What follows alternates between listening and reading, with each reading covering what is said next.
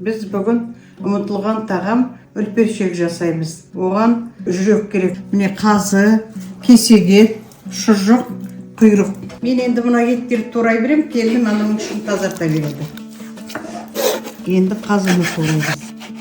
Етіміз тұздалған, құйрыққа кішкене тұз саламыз. Сосын бұрыш саламыз. Жүрегімізді тұздаймыз. Енді мына шұжықты тұтас саламыз ішіне. Сосын етті саламыз. Қазы, шұжық, кесеге, құйрық. Енді бұның аузын тігеміз. Сосын пісіреміз. Көбігін алғаннан кейін тұзын көреміз. Тұз аз екен, тұз саламыз. Бұның сорпасы керемет. Үлпершегіміз уже дайын болды.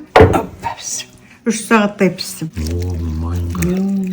Дәмді, тамаша, жүп-жұмсақ. Мына ұмытылған тағам осылай істеп көріңіздер. Өте дәмді болып шықты. Келін күшті ме? Дәмді ме? Ой, молодец. Күшті қылып пісірдік.